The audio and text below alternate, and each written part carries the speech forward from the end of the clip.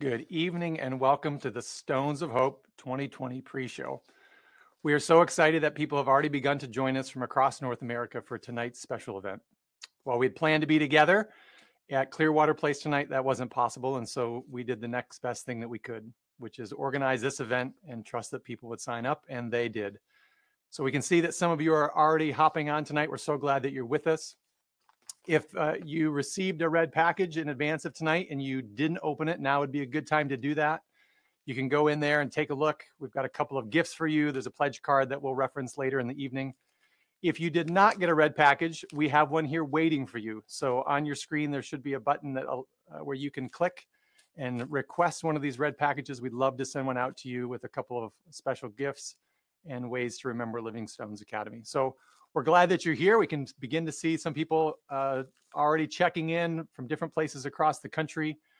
That chat feature, if you haven't found it already, go ahead and explore that a bit so that you can be ready to participate later in the evening. So again, thanks for joining us for tonight. We're so glad that so many of you are taking the time on your Thursday night to be with us. We're just amazed at the ways that God continues to care for this place. And this is one of those ways, people taking time to offer their support and care for Living Stones. So in just a minute, we're going to be showing some slides that include some of our business sponsors for tonight. We're so grateful that in the midst of these circumstances, business sponsors have still stuck with us. And you also get a chance to see some of the photographs from throughout the year of student learning that's taken place here and on field trips. So again, thanks for joining us tonight.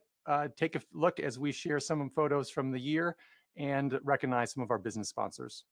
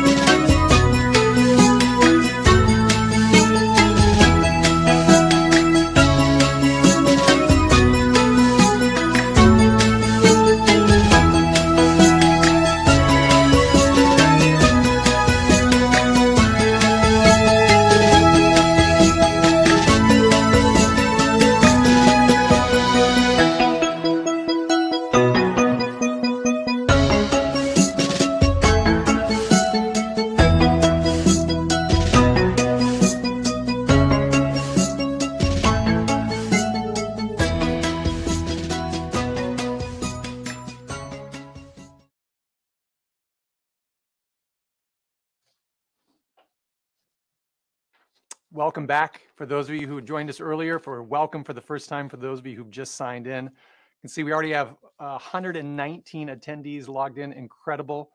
We're so grateful that you took time out of your Thursday night to join us here for Stones of Hope 2020 pre-show.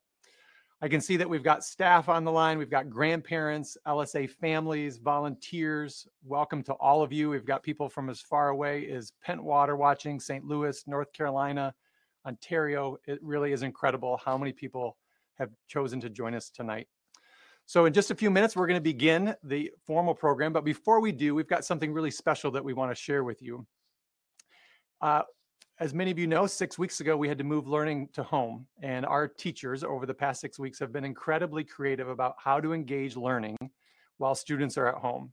And our first grade teacher, Katie Grassmeyer, and her husband, Matt, or as he's now known, Farmer Matt, have been creating some videos to further learning for the first graders. And I have a first grader myself who's been watching these videos, and it's been incredible to see the ways in which it's created connection and the way that it's furthered learning. So you're going to enjoy this video, 3 minutes of Farmer Matt answering some of those questions from first graders. Let's watch together. Thanks, Jack, for asking our first question. How many eggs does a chicken lay in a year?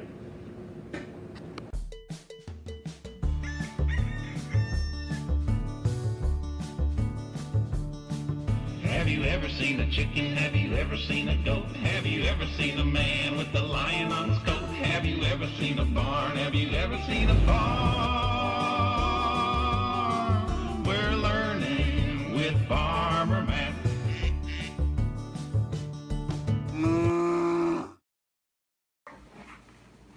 Farmer Matt, how many eggs does a chicken lay in a year?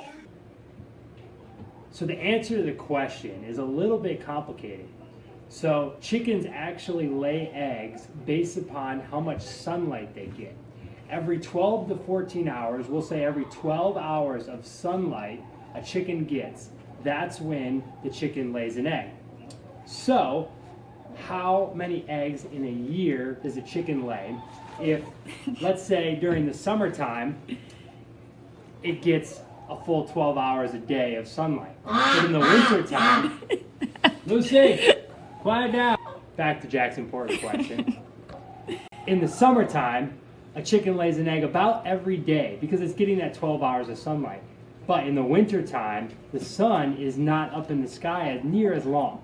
So the chicken's not getting as much sunlight. So it takes about every other day for a chicken to lay an egg during the wintertime. So let's say there's 90 days in the winter. Oops, sorry, Rashid. She can sit there. 90 days in the wintertime, and there's 365 days in a year. So during the wintertime, every other day. During the summer, the rest of the days, every day. How many eggs does a chicken lay in a year? So let's think. If there are 90 days in winter and a chicken lays an egg every other day in winter, we need to figure out what half of 90 is. I know half of 80 is 40, and I know half of 100 is 50. So what is half of 90? That's right, 45. So that means there are 45 days that a chicken does lay an egg in winter and 45 days that it does not. That means a healthy chicken lays an egg every day of the year except for those 45 days in winter. So we need to take how many days are in a year, 365 minus 45. That's a total of 320 chicken eggs every year by one healthy chicken. That was a great question, Jack. Thanks for asking.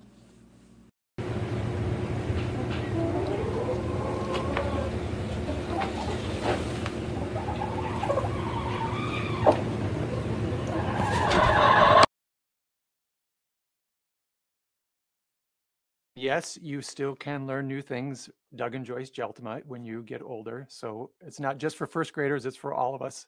So thank you to Mrs. Grassmeyer, to Farmer Matt for their continuing learning, for continuing the learning of our first graders and all of us tonight. So if you're just joining us, thank you for coming out for the pre-show here at for Living Stones Academy Stones of Hope event. We're so glad that you're here. I can look and see we have already 166 people who've signed on.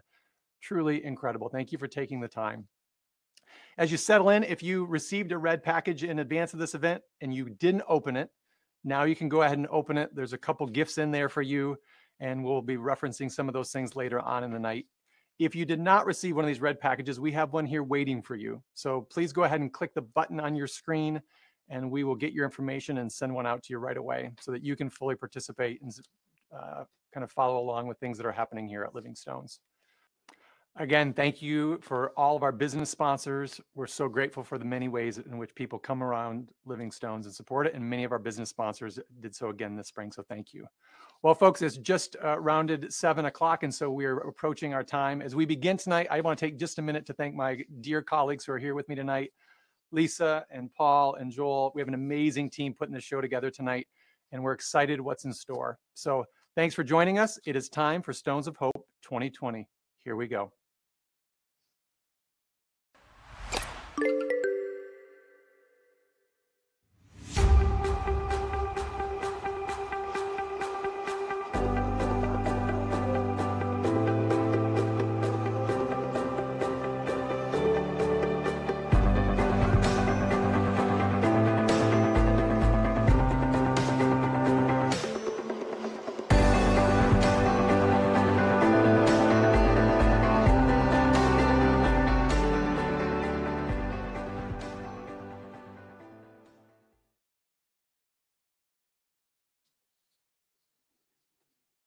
Well, good evening and welcome to Stones of Hope 2020. We are so excited to have all of you here with us tonight.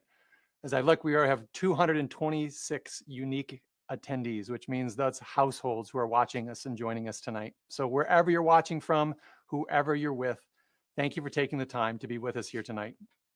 Living Stones Academy is a vibrant learning community with so many people who care about it, and we are overwhelmed by the people who have chosen to be with us tonight.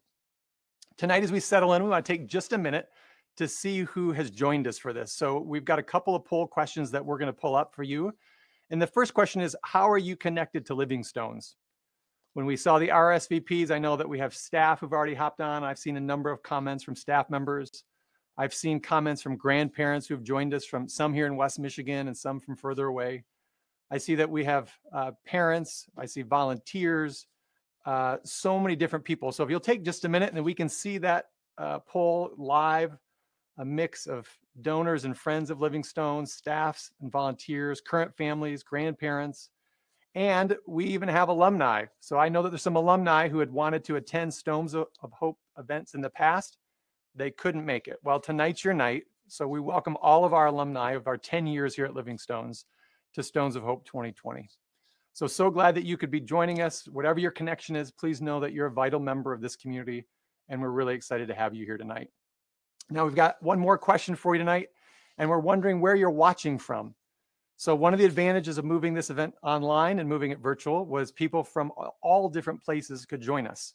So if you take just a moment and respond to that question about where you're watching from, I know we'll have a lot of people watching right here in Grand Rapids. We certainly see that.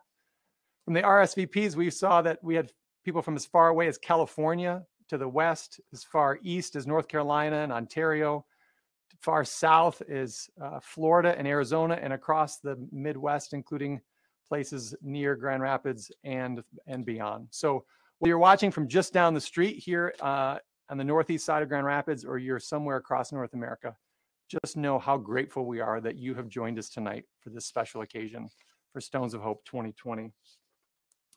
Now, as we settle in, I just want to let you know that the last few weeks have revealed once again what is the most important thing here at Living Stones, and that is the sense of community.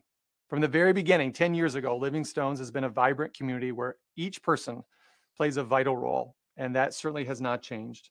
So thank you to all of our volunteers, our staff, our parents, our students, our volunteers, our donors. We are so grateful for your care, for your encouragement, for your support, and for your prayers as we've moved through this year, and certainly as we've moved through these past few weeks. Now, when we transitioned to at-home learning 5.5 weeks ago, it was new for all of us. It was new for students, it was new for staff, it was new for parents, And tonight we try on one more new thing, moving Stones of Hope to a virtual event.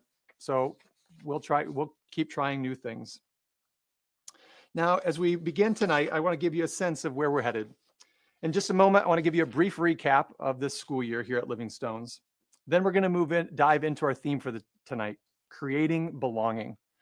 After that, we're going to hear from one of my dear colleagues, Kassy Gutierrez, as she shares part of her personal story and how it impacts her teaching here at Living Stones.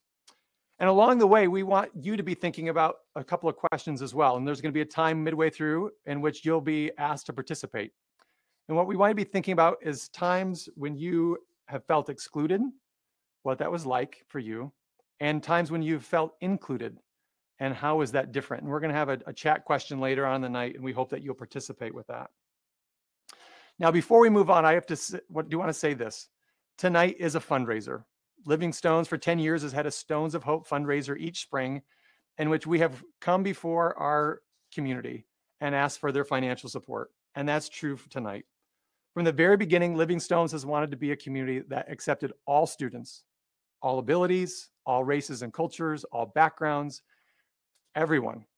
And in order to make that possible, we rely on the generosity and support of our wider community. And so we hope that you'll consider a gift tonight. Whether you can stick around for the entire evening or only for a little while, we do hope that you'll consider a gift this evening. So as we settle in tonight, I want to give you just a brief overview, a recap of this year. It's been an exciting year at Living Stones. When we launched in August, we were able to do something we had not done before, and that's add a second section of kindergarten. A year ago, we had 22 kindergartners, and we had a growing wait pool. So to respond, we decided to add a second section of kindergarten this year. And so we went from having 22 kindergartners last year to 40 kindergartners this year. What that means is we are on a trajectory of growth. And over the next 5 years, we expect to go from 200 students to 300 students. Really, really remarkable. Here at Living Stones, some of the things that have been important to us remain important to us. We want this to be an inclusive learning community. What that means is about half of our students are white, half of our students are students of color. We have tremendous economic diversity here. We have approximately 30% of our families that live near or below the poverty line. We want every family to have access to a high quality, Christ-centered education that desires it. And that's what you help make possible. Now, one thing I want to add before we move on is when we think about this year, I think about our staff. We have incredible staff, teachers, support staff, educational support, administrators. Everyone who participates in this community as a staff member believes in the importance of our mission. And I've seen their comments tonight on the chat feature as they've logged in tonight. Their hearts are in this place. They see the inherent dignity and worth of every child, and we could not do it without them. So we honor them tonight. And before we move on, I want to take just a moment to honor one of our staff. Many of you know that this will be Mrs. Jo Vanderplug's final spring at Living Stones Academy. She's been with Living Stones all 10 years, and she recognized this would be her final year. And while this isn't the way that she expected it would end, nor did we, I want to take just a moment as we're thinking about staff to honor her. So thank you, Jo, for all that you've done.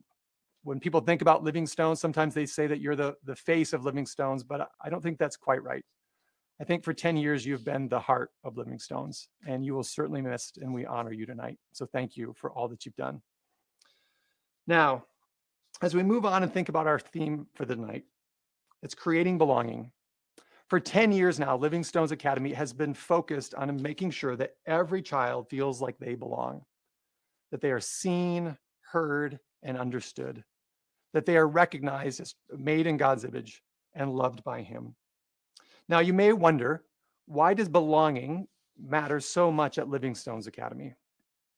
Well, first, belonging matters to Living Stones because it clearly mattered to Jesus. If you read the Gospels, you see so many examples where belonging mattered to Him. We see that as Jesus pursued the tax collector in the sycamore tree. We see it as Jesus pursuing the woman at the well who had been shunned by so many others. We see it in Jesus pursuing children when the disciples had tried to dismiss them and send them on their way.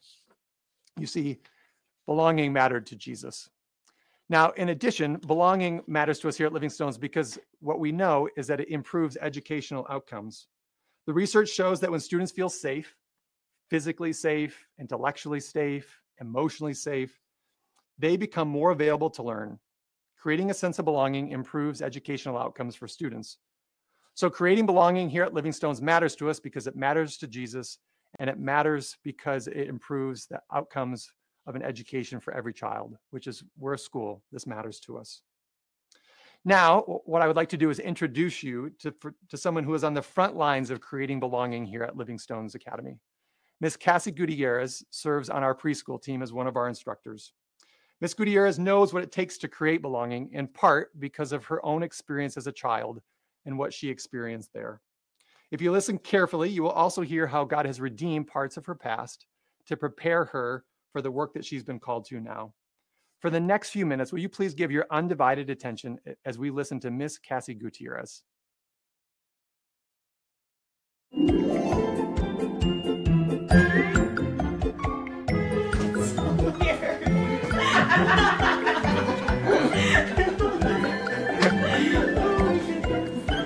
What a time, folks.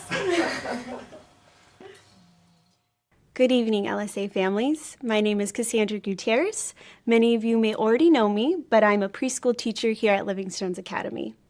I'm in my second year of teaching here at LSA and also in my second year living in Michigan.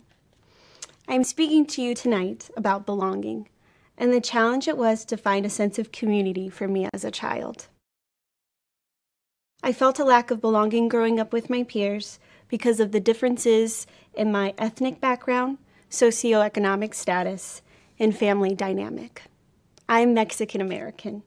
My dad was born in Oaxaca, Mexico, with 8 siblings, his dad, his mother, and my dad came to the United States when he was 16 years old to find work to support his family after his father passed away.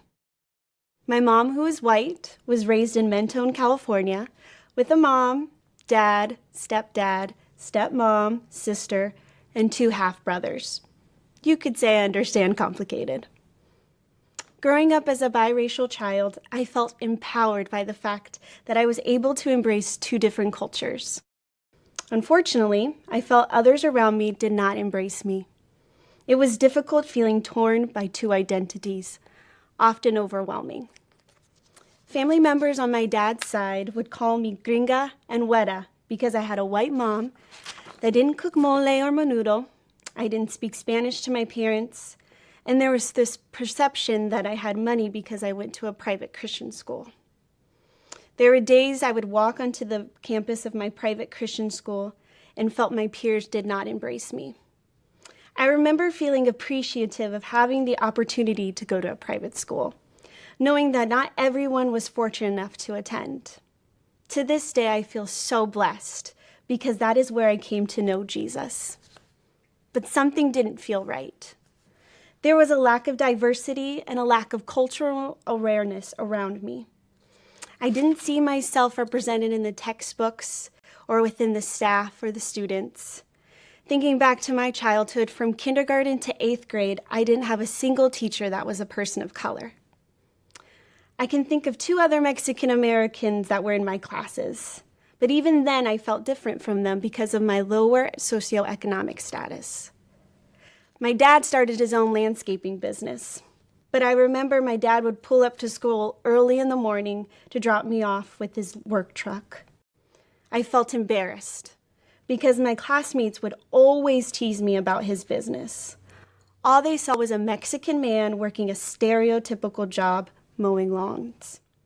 But I saw a hard-working man who came to the U.S. for a better life, learned English all on his own, and started his own business. When my mom would pick me up from school, my classmates made comments and asked questions about her being white and me having darker skin. Sometimes we received curious stares as to why we looked so different. It was exhausting having to explain my family dynamic so many times. Being a biracial child led to others bullying me quite often.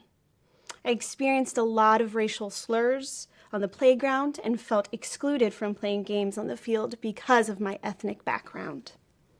When I would go home to tell my mom or to ask questions, there was no support in embracing 2 different cultures. There was a lack of support and encouragement from my mom as I tried to understand why I felt so different from others. Sadly, those same racial slurs I heard on the playground were being used by my mom towards my dad. So the little Mexican girl doubted herself everywhere she went. At school, she felt like an outcast because she didn't have white skin or light eyes, like many of her teachers and classmates. At home, she doubted herself among her family members that looked like her, but they had their own stereotypes for her. Where did I belong? I was either too Mexican for the white people or too white for the Mexicans. I felt voiceless against the voices telling me who I was or what I should be based on their stereotypes.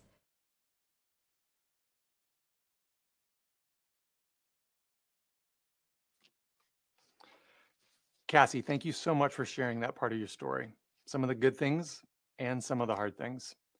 And now what we'd like for you to do at home is reflect on some of your own experience. Think about a time in which you felt excluded. What was that like for you? And then to think about a time when you were included and what was that like for you. But first, let's start with when you were excluded. And we've turned the chat feature back on. You can put some words on the chat feature of what does exclusion feel like? And perhaps if you're watching with other people, you can share that with them tonight in the same room. Or if you're watching by yourself, please go ahead and use the chat feature and share that with the rest of us so we can see what are some of the words that come to mind when we think about being excluded. Kassy was able to share some very specific examples from her own childhood and her own school experience. And I'd guess for some of us, no matter what our age is today, we can still remember times from our childhood or some of us for the more recent past of when we felt excluded. So if you would, I can see some of those starting to pop up now on our chat feature. Alone, embarrassed, isolating. Yep, these are all common words when we start to feel like we've been left out and there's not space for us anymore. Hurt, lonely, forgotten, unjust. Thank you for contributing so many good responses. We appreciate that. Now I'd like you to think for just a minute about what does it feel like to be included? Perhaps stories or images or people come to mind of times in which you felt included, you felt that sense of belonging. And then I'd like to invite you in the same way on that chat feature to use it to tell us about what comes to mind, what words, what feelings, what adjectives come to mind when you think about belonging. Again, if you're with people, watching with people at home tonight, wherever you might be, you can share those with those around you, or we encourage you to share it on the chat as well so we can learn from each other. So grateful to all the people who have joined us. I think the last time I checked, we had almost 250 signees tonight to watch. Truly incredible. Thank you to all of you who have taken time tonight to be with us for Stones of Hope 2020. And now I see those words coming in: embraced, warm, joy, encouraged, part of a team, happy and loved, family, love, comfort. Amazing. Thank you for adding so many different words there to help us get a picture of what belonging feels like. Well, now it's time. I'd like to send it back to Kassy. And you're going to get a chance to hear of how Kassy's past has shaped the way that she steps into her role as a teacher here, and some of the very specific ways in which she helps create belonging for her students here at Living Stones Academy. Let's listen to Kassy again.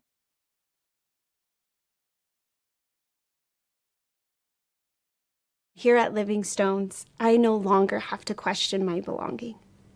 The environment our staff has created is radically inclusive. There's a deep commitment into teaching students to embrace all cultural, economic, and racial diversity. When I look back on my experiences as a child that was searching for belonging, it is essential for me as an educator at LSA to create an environment that is welcoming, safe, and a place to feel embraced. My classroom is a space where families, children, and I can be vulnerable and transparent in order to build relationships. There have been children in my class who have experienced hard challenges and trauma, whether it's separation from parents, conflicts in the household, and insecurities within themselves. With the challenges in my childhood, I've been able to relate and have conversations with my children, which may not have been possible if I had not experienced them. There have been moments where I've had to embrace a child in tears because of their trauma. It reminds me that there is a reason for the challenges we may face and how God will use them to strengthen us and the relationships we have with one another. I had a student, beautiful, dark, smooth skin, who was dealing with trauma at home. She was asked questions from other curious 5-year-olds about why her skin was so dark. I could tell she felt insecure about the differences in her appearances from the other children. To ensure a safe community in the classroom, I did not ignore the situation, but make it a priority to address it. Through the help of my colleagues, books about diversity, and honest conversations, I made sure to remind her of how God created his daughter in his image. It was a time I could remind all my children the beauty of how God created us to look, speak, and think differently, but all in his image. Belonging is not only essential to my class, but in every classroom, preschool through 6th grade. My colleagues welcome all kinds of needs, circumstances, and learning abilities. Their commitment is evident through their flexible teaching and genuine relationship with families. It is essential to our staff that we are intentional with giving every child from preschool through 6th grade a time to use their voice, a time set aside from the curriculum to provide a space for sharing while teaching the importance of listening. We practice proactive circles to check in on our students and talk about the praises in their lives with their peers and teacher. We also encourage working through hardships that they may have with one another through the practice of restorative circles.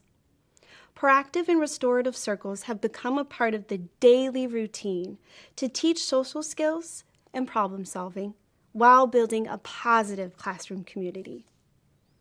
Our staff is also intentional with building trustworthy relationships with their students as well as with their colleagues. Another unique way we practice belonging here at Living Stones is by the way we celebrate the life of Martin Luther King Jr. and the importance of his movement to create a school like Living Stones.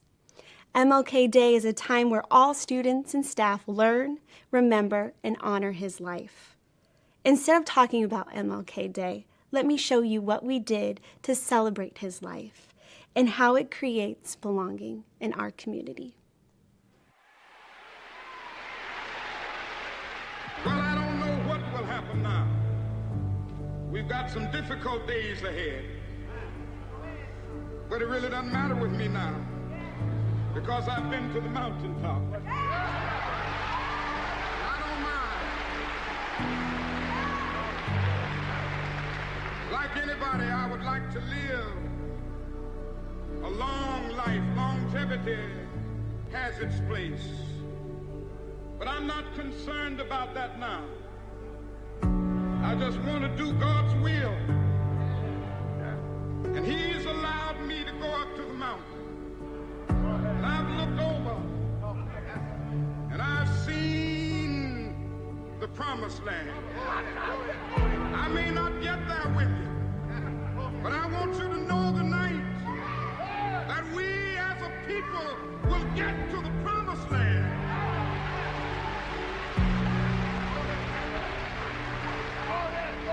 So I'm happy tonight. I'm not worried about anything. I'm not fearing any man. Mine eyes have seen the glory of the coming of the Lord.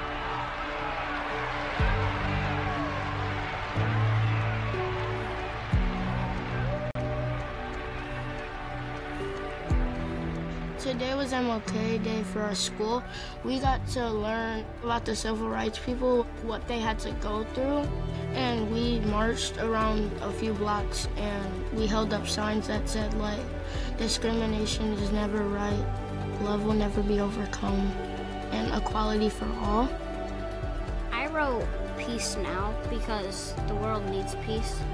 And when the world was a segregated place, there was no peace between black and white. And I think peace is important in that we're not excluding each other. We held signs up because we could show people what MLK did and how they fought for things that they thought was unfair. And that it's not all over, but that we can continue to help shape the world as an unsegregated place and to make everything equal.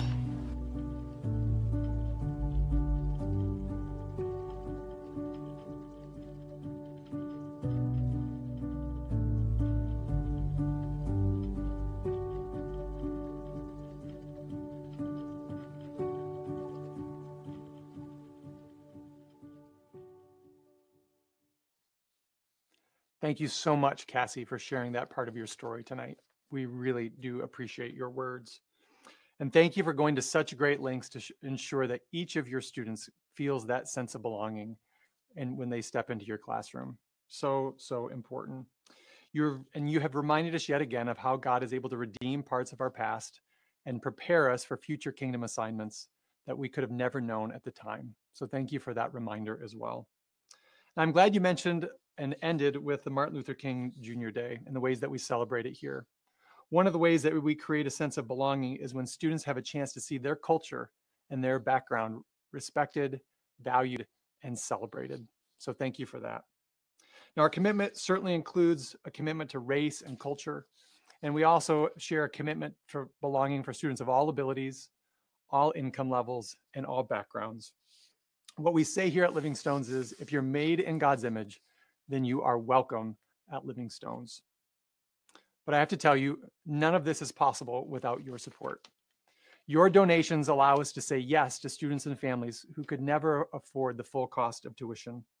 Your gifts go directly to support those students who want this kind of education but couldn't achieve it on their own. Your donations create a sense of belonging for our students here by making the doors open to students of all backgrounds, all abilities, and all income levels. So here's where we're at. At the beginning of the year, we had $500,000 to raise, $500,000 that goes directly to support tuition assistance here at LSA. I'm excited to announce that over the course of the year, thanks to many, many people who have given generously to Living Stones, we've raised $443,000. Truly incredible. What that means for those of you who can do math quickly in your head is that we have $57,000 left to go. And I have to be honest, my goal, my prayer has been that we would finish that goal tonight through the generous giving of those who attend Stones of Hope 2020. Now, tonight you have two ways that you can make a gift to Living Stones Academy. For those of you who have received a red package, there's a pledge card in there, and you can go ahead and take that out. You can complete it, put it in the mail, and send it to us here at Living Stones Academy. We're checking the mail daily, and we would be happy to accept it, to acknowledge it, and count it towards our tuition assistance fund. So that's one option. The second option for those of you who would like is to give online tonight. And if you click the donate button that's there on your screen, that will take you to our website, and then you can make a gift one of two ways. You can make a gift with your credit card and enter that information, or you can make a gift through an electronic fund transfer, an EFT.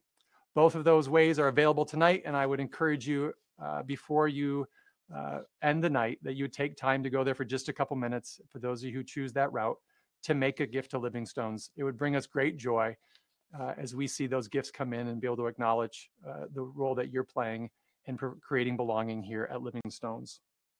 So thank you for considering a gift.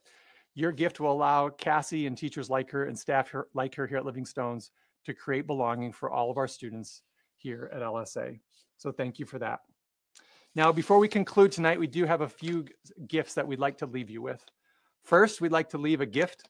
If you've seen it, we've got these magnets that you may have received and taken a look at. And again, if you haven't received a red package already, please click the button on your screen and we would be delighted to send one to you. We have some here just waiting to send your way.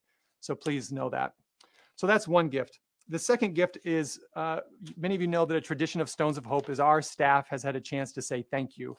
And we're going to do that differently this year, but our staff took just a minute and they wanted to express that gratitude. And so we've got a video from our staff, and please take just a moment to watch that now.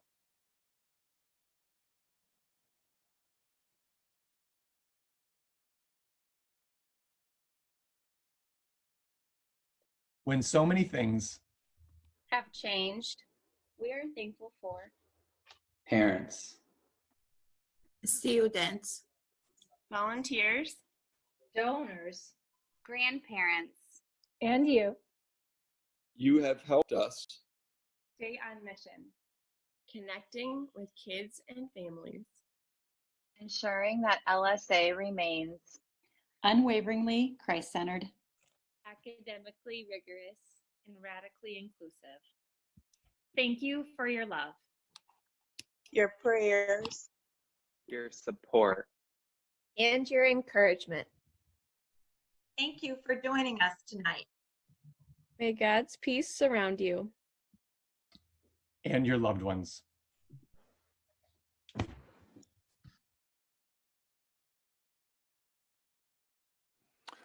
Well, we have one final thank you for you tonight. And for those of you who stuck around, and I see we've still got 253 on, you will not be disappointed that you stayed till the end.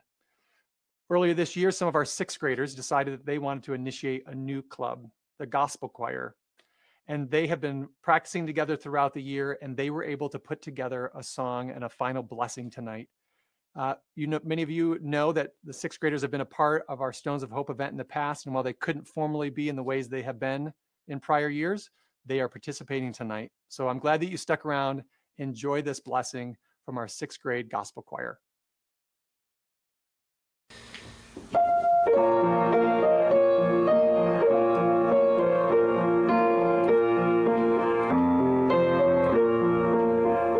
Shalom, my friend, shalom, my friends, shalom, shalom. May God be friends, shalom, my friends, shalom, shalom, my friends. May God be with you till we meet again. May God be with you till we meet again. Peace, my friend, shalom, my friend, shalom, shalom, my friend. May peace be with you till we meet again. May peace be with you till we